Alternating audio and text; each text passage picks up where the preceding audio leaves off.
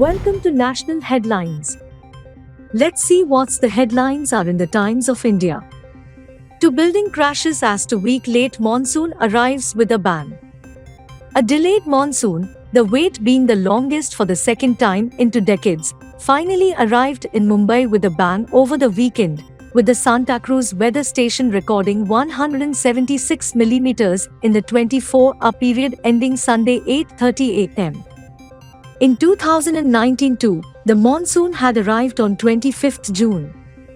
The official onset date for Mumbai is 11th June. Next, let's move to the Indian Express headlines. Emergency black chapter in India's history, media role key in a democracy, Yogi Adityanath.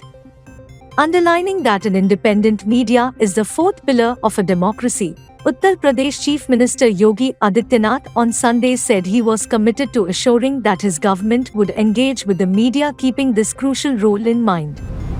Next, let's move to the headlines in the Hindu. EED raids Lakshadweep MP Mohammad Faisal's home and office. The officials of the Directorate of Enforcement conducted searches at the offices and residences of Mohammad Faisal, MP of Lakshadweep on Sunday, 25th June 2023. Raids were also conducted at the New Delhi office of Mr. Faisal. The residence and office of a person associated with Mr. Faisal was also inspected on the day. The agency is investigating a case against Mr. Faisal for the violations of Prevention of Money Laundering Act.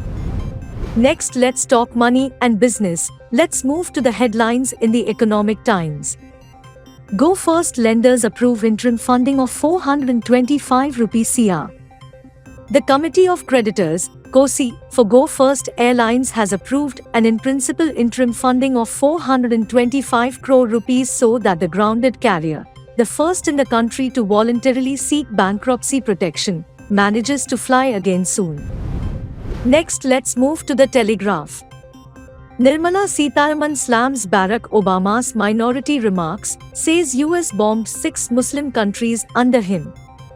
Union Finance Minister Nirmala Sitharaman on Sunday spoke about a toolkit in vogue in foreign countries before expressing surprise at the comments of a former president of the United States on minority rights while Prime Minister Narendra Modi was telling the world about India. Let's now finally move to the headlines in the Hindustan Times. Wagner halts Russia revolt, but Putin seen as weakened. Wagner mercenaries were headed back to base on Sunday after Russia's President Vladimir Putin agreed to allow their leader to avoid treason charges and accept exile in Belarus. The agreement ended the immediate threat that Yevgeny Prigozhin's private army could storm Moscow, but analysts said Wagner's revolt had exposed Putin's rule as more fragile than had been thought. For more such news and updates, subscribe to HW News English.